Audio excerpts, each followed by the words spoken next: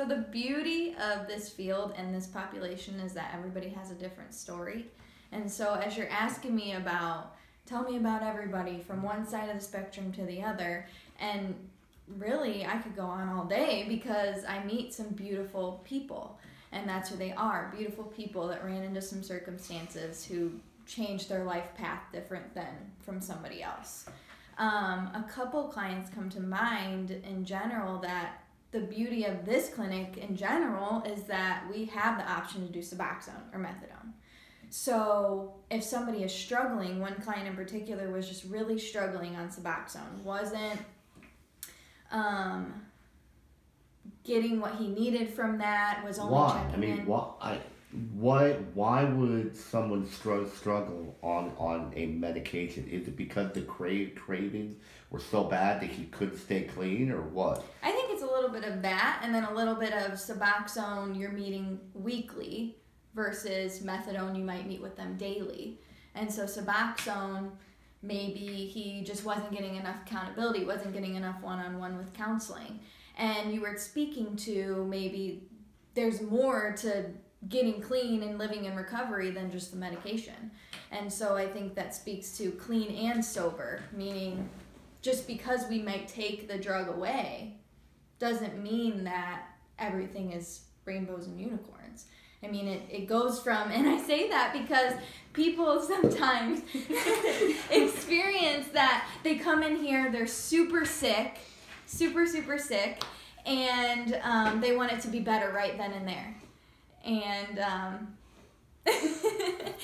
and so I think that speaks to what we do as counselors of really unpacking that baggage and allowing them to cope and deal with some of that stuff in addition to the medication. One of the things that I've tried to learn is that it seems to me that the three types of meds that are out there aren't a cure. There is no cure. Sure. I don't want to say a crutch because a crutch sounds like a negative term. It's a tool. It is an arrow in the quiver of the person that is going to be trying to fight this. It's a different tool for a different person. Sure. Should we be pushing more medically assisted treatment, or do we do enough of it now? You mean in addition to the medication? Yeah. I think it's important to get treatment. I think it's important to have a counselor who can talk with them through some of this stuff. Because although we take the drug away, they still run into triggers. They still run into their trauma or their past, or they have to still deal with the same people that they did before. I mean, it's hard.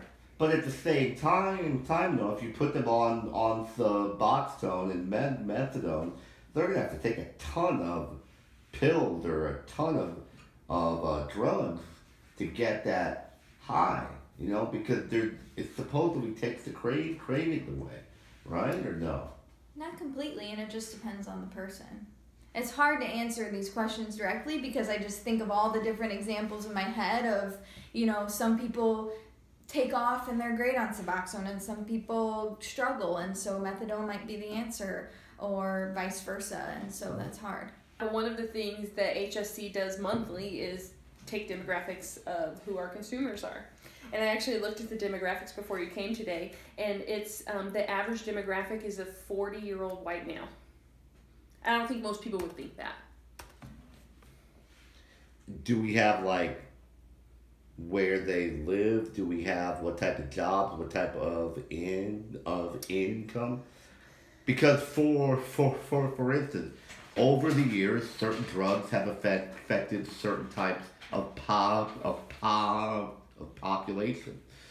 It seems that these drugs cross all those barriers. They do, and we have hotspots in Peoria, but the bad part about the hotspots is the hotspots are generally where people are using and overdosing. Right. That's where they're buying, right? It's not necessarily where they live. They live all over the place. I can tell you that for a fact. But the hotspots that we can attach to data have to do with overdose data, overdose and rates. Most folks use and most people use where they buy. They buy it and use it. Mm-hmm. So if you see, I did a story in March where all the hot spots were on the south end, but that's also partially because a lot of street drugs are sold on the south end. Do you know if a lot of your users come from the north side, or I mean, do people, are there doctors, are there lawyers, are there judges, are there reporters, whatever? What I'm saying is, does this cross all barriers and boundaries? And obviously, you cannot comment on who they are, but would it be fair to say for both of y'all that if people actually knew who some of the folks were, it would kind of shock them? Yeah. If you had any idea, it's like, Fred, really? Or Jane, or whatever. Mm-hmm. Is that a fair statement? Most people know somebody, whether they know it or not. Most people know somebody affected by this. But a lot of people don't talk about it. Some people don't talk about it because of the stigma related to it. Yeah. Or some will say, oh, I can't go higher than a certain dose because then people will look down on me for it. Instead of focusing on the feeling and them being successful, they'll say, oh, I don't want to, or I don't want to be on a medication because I don't want them to bill my insurance through work. And then they know that I'm on a medication. That's how strong this stigma is. Just for the average human being to be able to manage their illness, they have these types of thoughts because of the stigma.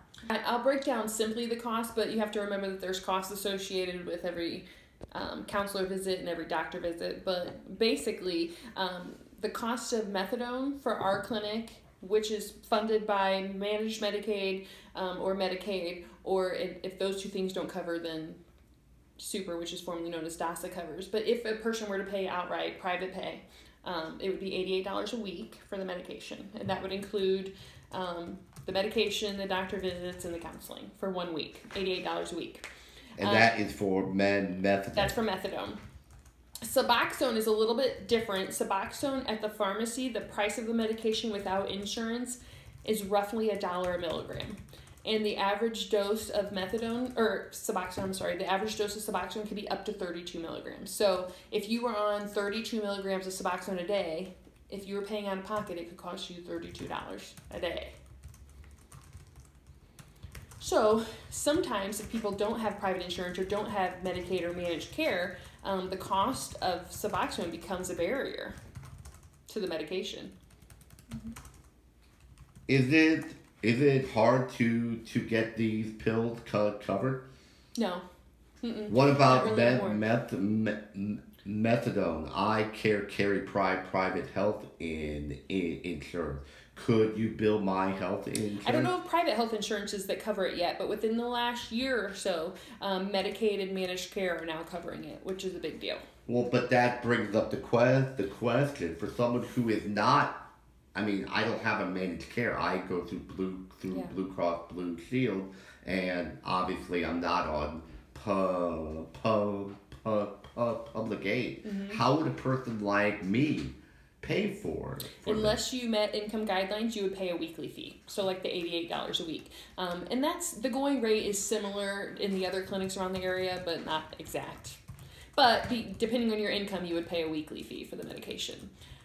I don't know of any private insurance companies that cover methadone in an OTP, which is an opioid treatment program like what we're carrying, what we're running. Now, private insurances will cover methadone for the treatment of pain, like in the hospital, or if you were prescribed methadone for pain, private insurance would cover it. Isn't there a push to get it covered? Yeah. Okay. Yeah. Are there people out there who are not taking meds because they can't get it paid for? Yeah. Is that a barrier? Yeah, there's people that don't want to or aren't appropriate for methadone that would prefer to be on buprenorphine or Suboxone, but that don't have any kind of insurance coverage, that can't afford the medication. And there are discount programs with the med companies and things like that we're able to use, but they don't last forever.